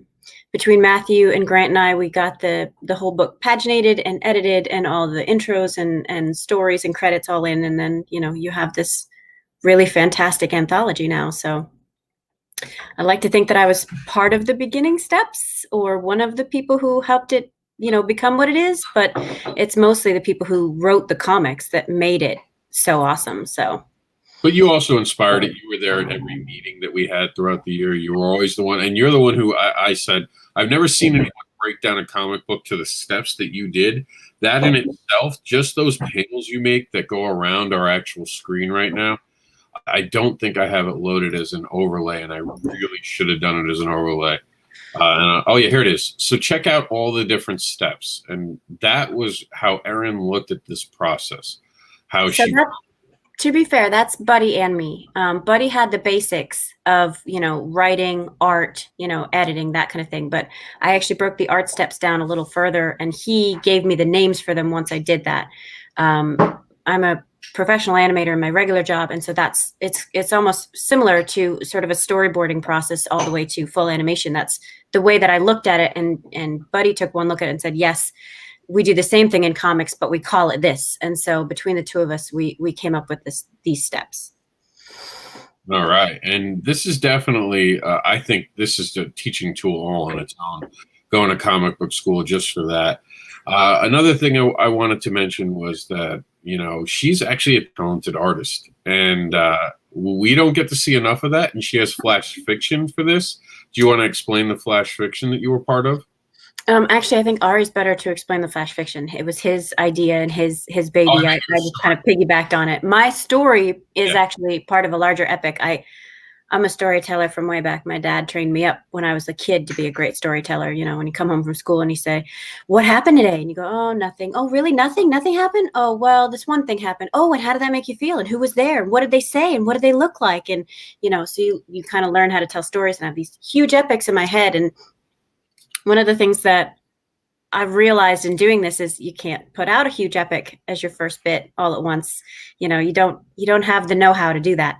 And Ari said, well, we're doing a flash fiction thing. Why don't you try and put a flash fiction piece together? And so I took a tidbit of my story, and cutting it down is a challenge like I've never done before, you know, trying to get it into just a certain number of words just to be succinct and precise in what you're giving as in the story was a big challenge. So mine was just a story of two men going on a rescue mission on a boat with a slight twist at the end. So.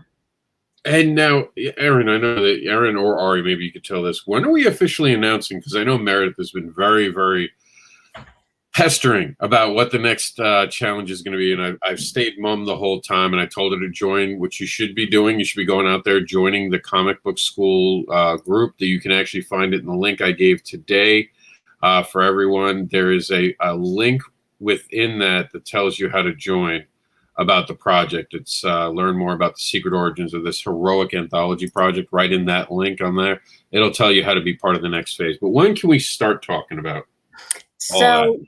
One of the things that we definitely want to do both in comic book school and in the next challenge, which is coming, is kind of take from the learnings of the old one. I mean, 2020 being what it was our first time doing an anthology. So we had a lot of learnings. We made a lot of mistakes, things we can learn from. We did some things really well. And we definitely want to call those out. So I'm trying to get the council together at least in the next week or so to, you know, kind of say, this is what we're going to do going forward. Put together a plan.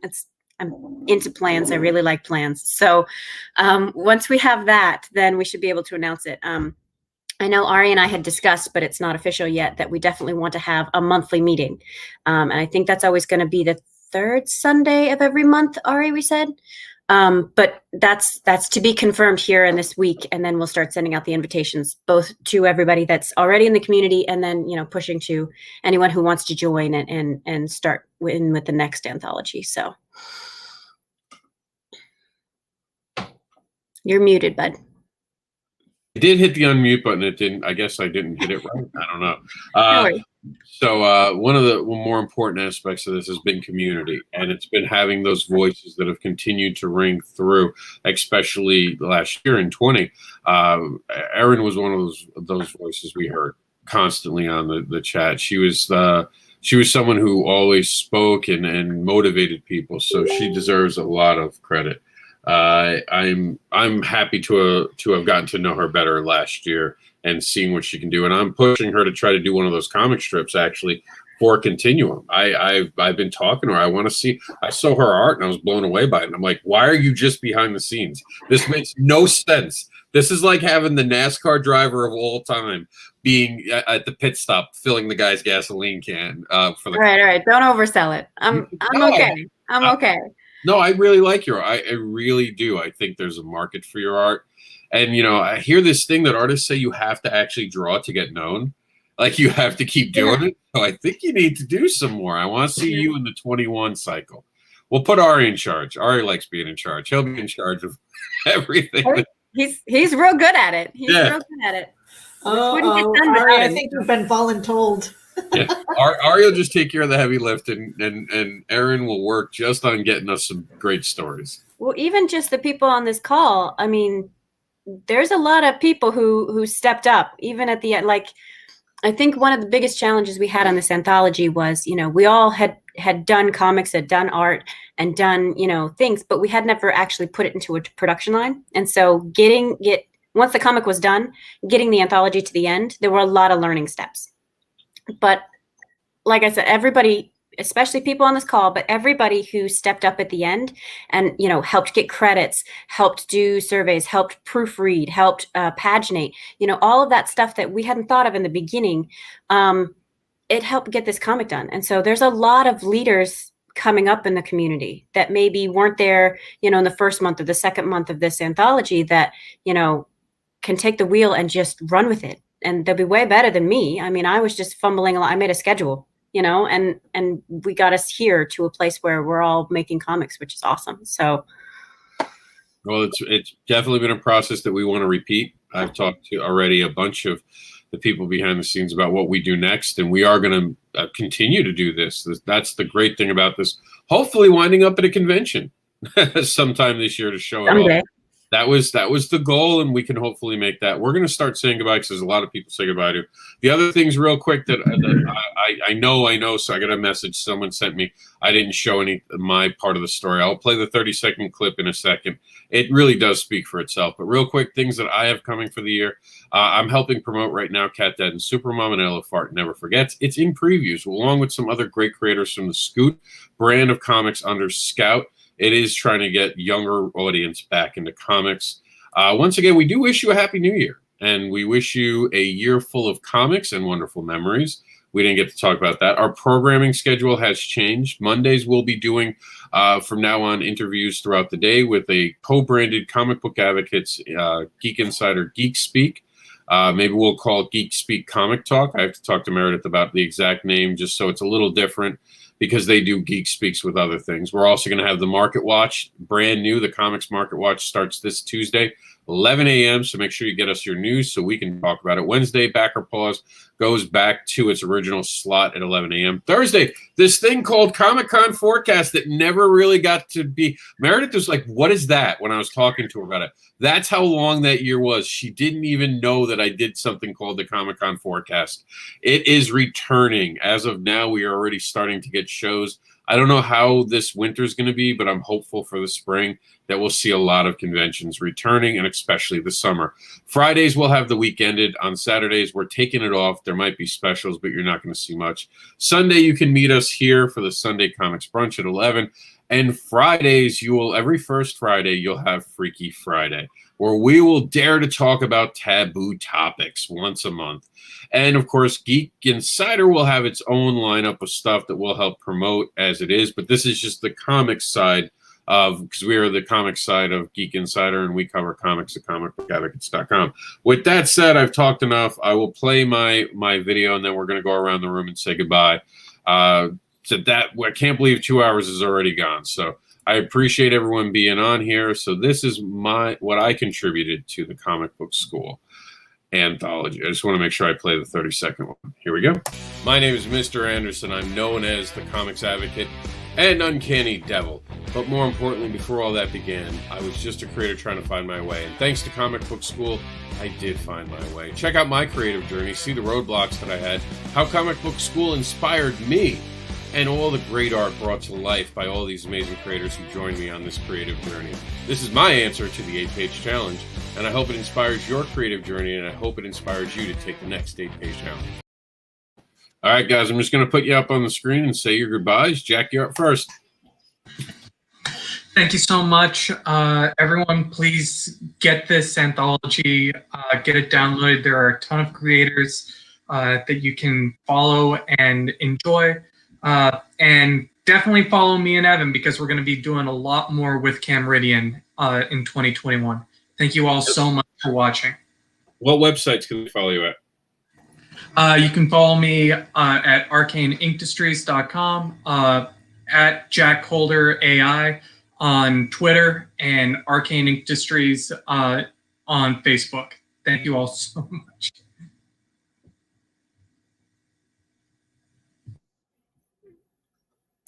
Ed, you're muted.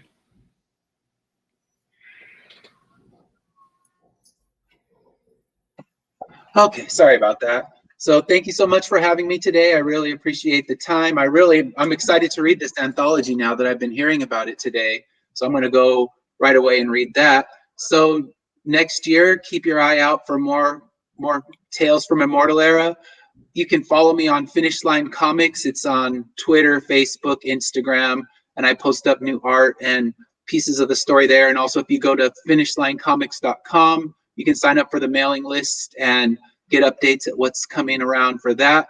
So like you said, hopefully we'll be at con soon, because I've never done New York Comic Con, but it sounds like an amazing place for creators to get together. And yeah, I really appreciate having something like this today. So even though we can't do it in the flesh, we can still get together and talk and kind of get the creative juices flowing, because now I just want to get a pencil and start writing. Just hearing all you guys talk about it just kind of blew up my inspiration. So yeah, thank you so much for that. And we have Evan. Evan, how was the first time being on one of these? Not too bad, right? Not too bad, no. Yeah, you certainly made it easier for me, everyone here. I hope I could talk a little better because it's not my first language. But still, I think you helped me say some things about myself, maybe talk about a few projects. And I want to really stress how important this stuff, like what Comic Book School did, is, because as a person that I am really bad at looking into other creators and finding people to connect with or talk about their projects, etc. And Comic Book School helped me get in touch with all of you and learn more about your work, and also let you know about mine. And I want to also say that since I'm self-taught, all the feedback and all the ideas I've heard really gave me inspiration and helped me move on and try to achieve new things. So thank you for having me. Thank you for being on today. You did great. Anytime you want to come on and promote something, you're welcome. All right. So we have this guy who's trying to out-announcer voice me on the show today. Still, there you go. There we go. Well, thank you, Rob. Thank you, Meredith, for bringing me and my excessively gesturing Nigerian hands onto this show. It was an absolute pleasure to be here, and I'm really just looking forward to this year. And I hope that if anyone's interested in the work that I'm doing or the work that I will be doing, that you'll just follow me on my Twitter profile at AESDerelict. It's going to be a blast, and I'm going to be sure to barrage you all with some interesting things going forward. And you're of course you're more than welcome to come back. I might even have you announce some of the beginnings of our shows from now on. Be careful, I charge by the minute. That's not the first time I've heard that in my life. All right, Ari, you're up. First off, thank you, Meredith and Rob, for having us. Thank you, Rob, for everything you've done for the anthology as well. Make sure that you download the anthology. As we've been saying the whole time, it's available for free on the Comic Book School site.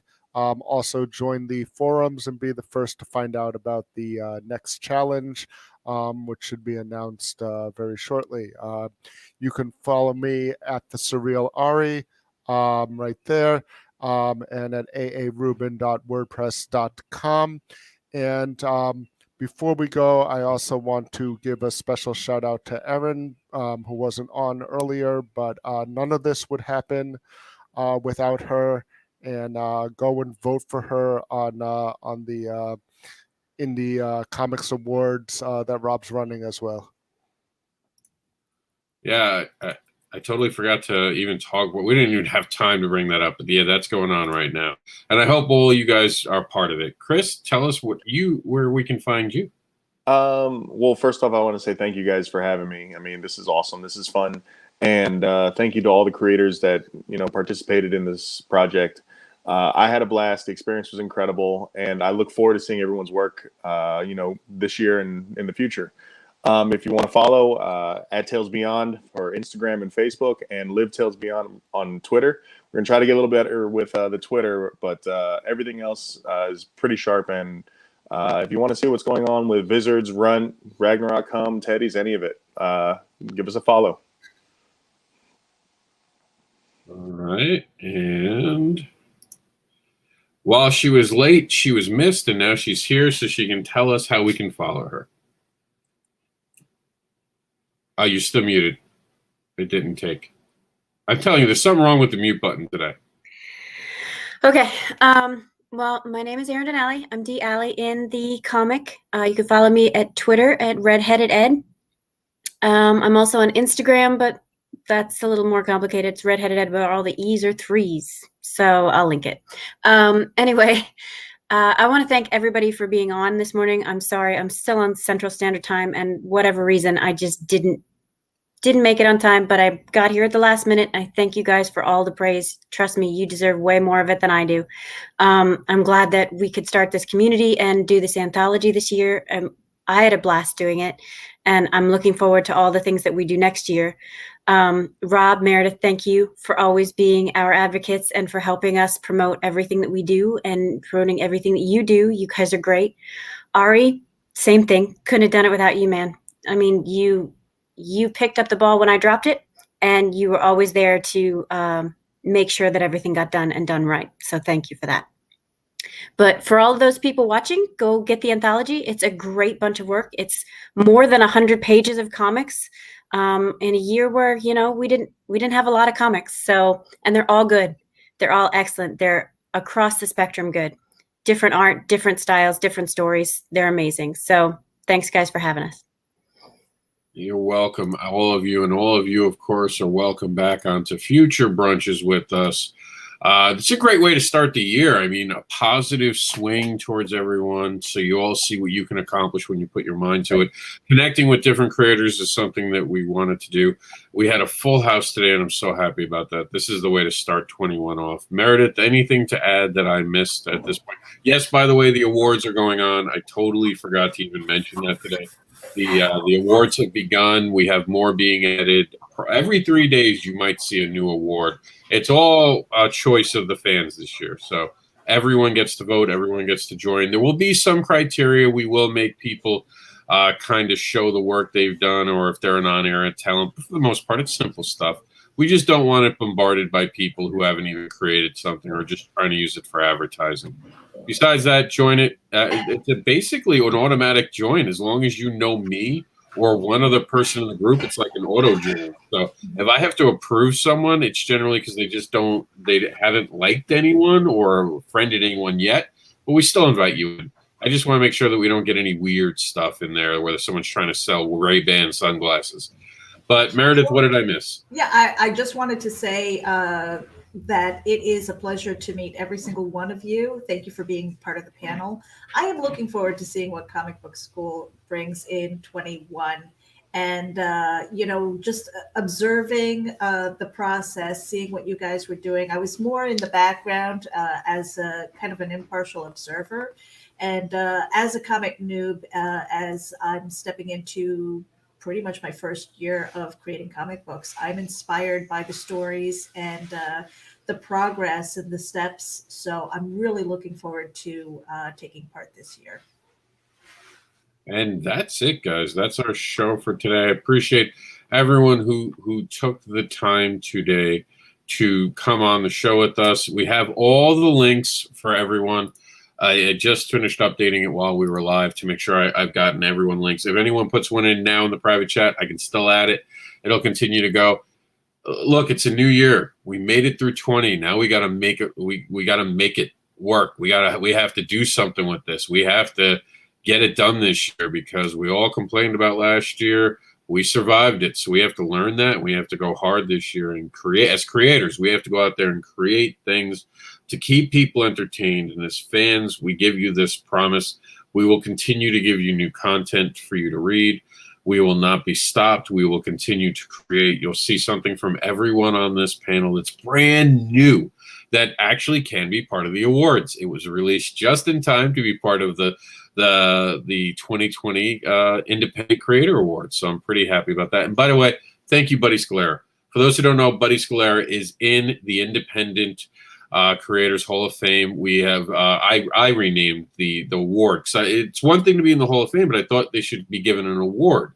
So as of now, the new name for the award when you get inducted into the Independent Creators Hall of Fame will be the Indie Spirit Award. And I can't think of anyone better to get it than Buddy Scalera, Will Eisner, who actually inspired us to use spirit within it, the Indie Spirit. Those two together were the first two that when I was thinking of the Hall of Fame, they were the first two I wanted in there. Thank you for Will Eisner's estate for allowing it. They are 100% behind it. Roland Mann is also there, Stephen Cowley, and you're going to see all the new names we have for this year. It's about an industry that we all love, so let's keep pouring love into it. Don't bring negativity into it. You don't like someone, it's fine. They're not your flavor. Stay in your lane. Don't forget that the rest of the year. You don't like somebody, stay in your lane. If they're not your flavor, that's okay. Let them be them, because you never know what they'll create. Billions of people in this world, there's only one you. So go out there and tell your story. With that, we're out of here. We will see you on Tuesday with our brand new show. Thank you for everyone for being part of our guests, and I'm in the wrong room, so that's why I can't find what I'm looking for. Here we go. This is the outro that Meredith makes that always makes me smile. I love this outro. Here it goes.